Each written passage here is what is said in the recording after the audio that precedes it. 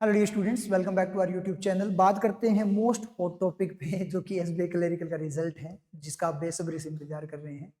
तो यहाँ पे अपने लेकर आए हैं डेटा एनालिसिस। प्रॉपर वे में डेटा एनालिसिस करेंगे, जो पिछले ईयर्स का जो सिनेरियो है रिजल्ट का, कि किस तरीके से रिजल्ट यहाँ पे रिलीज किया जा रहा है एसबीआई का जो आईबीपीएस की तरफ से, उसका थोड़ा सा एनालिसिस करते हैं। वहां से अपने को प्रॉपर आइडिया मिलने वाला है कि रिजल्ट की एक्सपेक्टेड डेट क्या हो सकती है। ठीक है, तो स्टार्ट करते हैं 2020 से। 2020 में मेंस का पेपर जो हुआ था वो 31 अक्टूबर को हुआ था, और फाइनल रिजल्ट आया था 24 दिसंबर को। गैप था 54 डेज। ठीक है, डेटा देख लेते हैं स्पीड में, टाइम वेस्ट नहीं करेंगे। 2021 में क्या हुआ, मेंस का पेपर 1 एंड 17 अक्टूबर को था, फाइनल रिजल्ट 17 नवंबर को आया था। गैप था 31 डेज का। ठीक है, 31 डेज का यहाँ पे गैप था। उसके बाद में अगर अपने बात करें नेक्स्ट 22-23 में, यहाँ पे मेंस का पेपर 15 जनवरी को हुआ था, यानी 23 की जनवरी में चला गया था पेपर। ठीक है, मेंस का। और फाइनल रिजल्ट 10 मार्च को आया था, और गैप था 54 डेज अगेन। उसके बाद 23-24 की बात करें तो मेंस का पेपर 25 फरवरी और 4 मार्च को था, और फाइनल जो आया था रिजल्ट वो 27 जून को आया था। तो यहाँ पे 115 दिन का गैप था, सबसे बड़ा गैप रिजल्ट के इतिहास में बोल सकते हैं, ड्यू टू इलेक्शन। यहाँ पे जो रीजन था वो अलग सरकमस्टांसेस थी, उसको प्रॉपरली अपने इस डेटा को एक रेफरेंस नहीं मान सकते, क्योंकि यहाँ पे इलेक्शन के कारण यहाँ पे डिले हुआ था। उसके बाद अगर अपने बात करें 24-25 जो अभी पिछले वाला रिक्रूटमेंट था, उसमें अगर अपने बात करें मेंस का पेपर 10th एंड 12th अप्रैल को हुआ था, और जो फाइनल रिजल्ट था वो 11 जून को आया था, और गेप यहाँ पे 60 डेज था। तो यहाँ पे अगर अपने बात करें 54 डेज के सिमिलर था, ये अपने यहाँ पे इसको बोल सकते हैं। ठीक है, उसके बाद में और देखें तो ये 54 डेज और इधर 54 डेज, यानी ज्यादा जो सिनेरियो यहाँ पे फॉलो किया 54 डेज का है। और एक यहाँ पे मेरे पेज पड़ा है, मेरे पास 2019 का गेप है। 2019 का जो गेप था वो था कितने, 40 डेज का। तो अगर अपने यहाँ पे एक चीज को नोटिस करें तो ज्यादा जो सीन दिखाई दे रहा है अपने को 54 डेज वाला यहाँ पे ज्यादा दिखाई दे रहा है। यहाँ पे भी देखो, पीछे जाकर देखोगे तो भी। तो और अब की बार जो 60 डेज का था, तो कुल मिलाकर मैक्सिमम बोल सकते हैं 60 डेज का यहाँ पे सिनेरियो था। वैसे तो देखो सिनेरियो कुछ भी हो सकता है, आईबीपीएस पे डिपेंड करता है, लेकिन अभी मैं बोलूं तो आईबीपीएस धमाके पे धमाके कर रहा है। और ये नेक्स्ट जो आपके अगर अपने बात करें 15 डेज है फाइनल, अब इसको चेक भी कर लेते हैं साथ में। आने वाले जो 15 डेज का जो टाइम पीरियड है वो धमाकेदार होने वाला है आईबीपीएस की तरफ से, खतरनाक लेवल पे चलेगा आईबीपीएस। जैसे आज इन्होंने आईपीएस पीओ का रिजल्ट दिया था, बड़ा ही शानदार रिजल्ट दिया था इन्होंने, मतलब अनएक्सपेक्टेड फॉर्म में। क्योंकि ज्यादातर आईपीएस का ट्यूसडे एंड फ्राइडे रहता है, तो प्रेडिक्टेबल नहीं रहा है आईपीएस उतना जितना पहले अपने मानते थे। मेंस के एग्जाम के 10 दिन पहले तो ये प्री का रिजल्ट देता है, कॉल लेटर रिलीज करता है। ठीक है, मतलब एक हफ्ते पहले भी करता है, मतलब बहुत खतरनाक लेवल का है, तो प्रेडिक्शन नहीं कर सकते। मैं आपको बताऊंगा कि आपको क्या करना है, आईपीएस क्या कर रहा है वो तो अलग बात है, आपको उस पर क्या करना है ताकि अपने सिलेक्शन को सिक्योर कर पाए, वो मैं थोड़ी देर में आपको बता दूंगा वीडियो के लास्ट में, तो अंत तक बने रहना। तो यहाँ पे अगर अपने बात करें आईबीपीएस की, तो आईपीएस पीओ का मैक्सिमम इनकम ट्यूसडे और क्या रहता है आपका, फ्राइडे का सिनेरियो रहता है, लेकिन थर्सडे को इन्होंने क्या कर दिया, रिलीज कर दिया आईपीएस पीओ का रिजल्ट। इसमें अपने भी सिलेक्शन है। श्रीगंगानगर ब्रांच की बात कर रहा हूँ, आरजीबीसी हनुमानगढ़ की बात नहीं कर रहा, वो तो पहले से वेल एस्टेब्लिश्ड है। गंगानगर में उन्होंने अभी स्टार्ट किया है। ठीक है, मतलब 1 ईयर ही हुआ है अपनी ब्रांच को, जिसमें से पहले ही बैच में अपना रनिंग बैच से सिलेक्शन दिया था एसबीआई में। उसके बाद में अभी रनिंग बैच फिर से, उसमें से फिर अपनों ने आईपीएस, मतलब एग्जाम बीच में था, बैच चल रहा था, आईपीएस पीओ में भी एक रिजल्ट दिया महक का। ठीक है, उनका जो मतलब सेंट्रल बैंक ऑफ इंडिया मिला उनको। और एक अनन्या श्री है जो सेकंड बैच था अपना आरजीबीसी का, उससे जनवरी वाले बैच से पिछले साल, वो रिजर्व लिस्ट में 0.06 के मार्जिन से। ठीक है, मतलब श्योर है उनका सिलेक्शन क्लियर होने वाला है।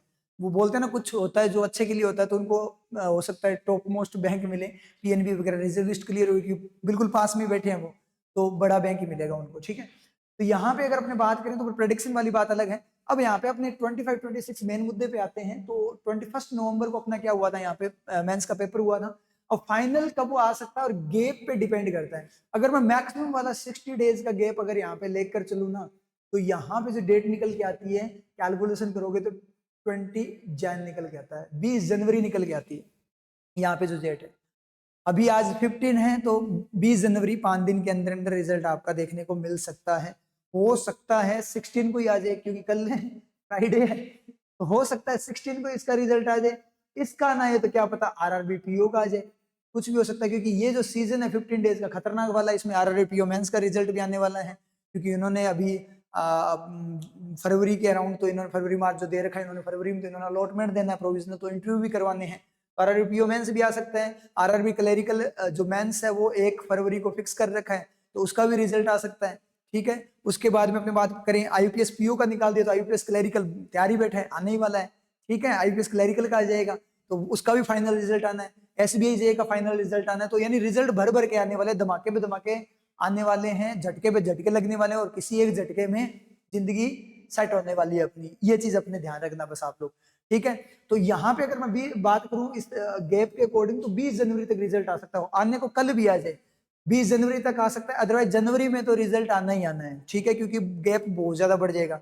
फिर बाद में अपने बात करें तो मेन बंदा कौन है, ये अपना ये है आईबीपीएस, इसका कोई भरोसा नहीं है, लेकिन रिजल्ट का जो सिनेरियो वो यही बनता है। मोस्ट प्रोबेबली चांस है 20 जनवरी से पहले पहले, हो सकता है कल ही आपको रिजल्ट देखने को मिल जाए, ये ना मिले तो कुछ ना कुछ दूसरा रिजल्ट आपको देखने को मिलेगा, तो मतलब मोस्ट प्रोबेबली है। और मोस्ट इंपॉर्टेंट जो मेन मुद्दा है, मेन पॉइंट मैं आपके सामने अपनी तरफ से जो रखना चाहूंगा, जो आपके लिए इंपॉर्टेंट, जो मैंने आपको बोला था कि आईपीएस तो ये कर रहा है, अपने को क्या करना है, अपने को कुछ नहीं करना, अपने को रिजल्ट का वेट नहीं करना, आप लोगों को अपना काम करना है, क्योंकि रिजल्ट पे आप कुछ नहीं कर सकते, जो आप करके आए हो उसके अकॉर्डिंग आपका रिजल्ट आएगा, उसमें अब अपने कुछ नहीं कर सकते। अपने किस में कर सकते हैं, जो आने वाली चीजें, और आने वाला जो सबसे बड़ी अपॉर्चुनिटी आने वाली है अपने सामने जो बैठी है, वो आरआरबी क्लैरिकल है, बम्पर वैकेंसी वाला। इसका रिजल्ट प्री का कभी भी आएगा, और इसका रिजल्ट आएगा तो मेंस का पेपर आपको पता ही है 1 फेब है, ठीक है, 1 फरवरी है, तो टाइम नहीं मिलेगा अपने को। इन चीजों में रोते रहोगे, पड़े रहोगे रिजल्ट्स में, तो यहाँ गड़बड़ हो जाएगी, क्योंकि जो अपॉर्चुनिटी, जो चीजें आप कर चुके हो ऑलरेडी, जहां पे इनपुट डाल चुके हो, उस आउटपुट में आप कुछ नहीं कर सकते, क्योंकि जैसा इनपुट था उसके अकॉर्डिंग आउटपुट आएगा। लेकिन आगे जिसमें इनपुट अपना दे सकते हो, जहां पे कुछ कर सकते हो, वो है आरआरबी क्लैरिकल, तो उसको खराब मत कर लेना, बस मेरा ये पॉइंट माइंड में रखना। लगे रहो, आते रहेंगे रिजल्ट, देख लेंगे, आते रहेंगे, उनको देखते जाएंगे, कोई दिक्कत नहीं है, वो आना ही है, जिस तरीके से आएगा उस तरीके से आएगा, जैसे आपने परफॉर्म किया उसके अकॉर्डिंग आएगा।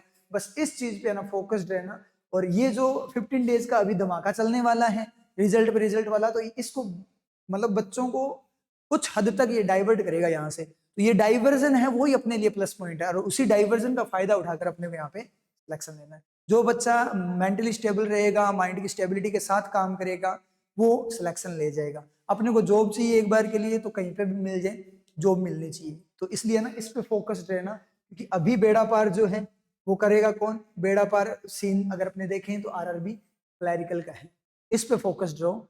और रिजल्ट का मैंने आपको सीन बता ही दिया, ठीक है। और भी अपने रिजल्ट्स वगैरह के बाद में मैं बता दूंगा आपको, 1-2 दिन में वीडियोस लेके आ जाऊंगा आरआरपीओ वगैरह क्या सीन रहने वाला है, ठीक है। और रिजल्ट आ जाए उसके बाद इंटरव्यू वगैरह के लिए वो अपने बैच स्टार्ट होने वाले हैं, ठीक है, वो भी अपने बात करेंगे उसके अकॉर्डिंग, ठीक है। फिर बैच स्टार्ट करेंगे। और एक और अनाउंसमेंट यहाँ पे बहुत ही ज्यादा इंपॉर्टेंट आप लोगों के लिए, आरजीबीसी एसजीएनआर श्रीगंगानगर 42 मुखर्जी नगर जो ब्रांच है, वहां पे अपना जो नया सेशन स्टार्ट होगा उसका फर्स्ट बैच फरवरी 2026 से स्टार्ट होने वाला है। तो ये डेट आप नोट डाउन कर लो। रजिस्ट्रेशन अभी से स्टार्ट हो चुके हैं, सीट्स हमेशा लिमिटेड रहती है, आप लोगों को पता ही है, ठीक है, सीट्स लिमिटेड रहेगी, और बैच भी क्या रहते हैं, लिमिटेड ही। इसको सिलेक्शन बैच बोलते हैं, क्योंकि मोस्टली सारे एग्जाम्स, बैंक पीओ क्लर्क के जितने भी एग्जाम्स हैं A to Z, सारे के सारे एग्जाम्स को ये बैच क्या करेगा, कवर करेगा। तो सबसे शानदार वाला बैच माना जाता है, और सबसे ज्यादा सिलेक्शन देने वाला बैच ये माना जाता है। आपने देख लिया आरजीबीसी की परफॉर्मेंस, यानी स्टार्टिंग में ही गंगानगर में न्यू ब्रांच के अकॉर्डिंग ही स्टार्ट हुआ है अपना। हनुमानगढ़ में तो पहले से ही चल रहा है अपना, बहुत शानदार वाला महारथी सिस्टम चल रहा है बैंकर्स फैक्ट्री के फॉर्म में।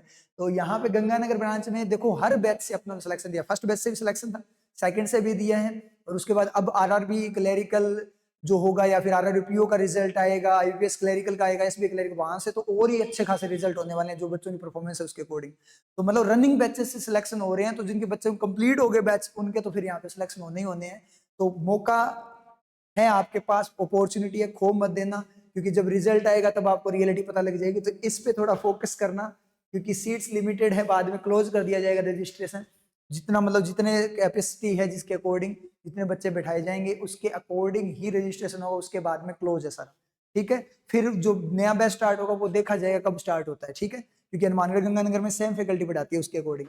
तो ये आपके कॉन्टैक्ट नंबर है अपनी कोचिंग के, यहाँ पे आप अपना रजिस्ट्रेशन करवा सकते हैं जो बच्चे इंटरेस्टेड हैं। पर जो मेन पॉइंट है वो ये है कि आरआरबी क्लैरिकल पे फोकस करो, उसको खराब मत करना। रिजल्ट के वेट में रिजल्ट रिजल्ट करते करते पिछली बार भी अपनों ने ऐसे टाइम वेस्ट कर दिया था, खुद को खराब किया था, बहुत सारे बच्चों को तो रियलाइज भी है वो चीज।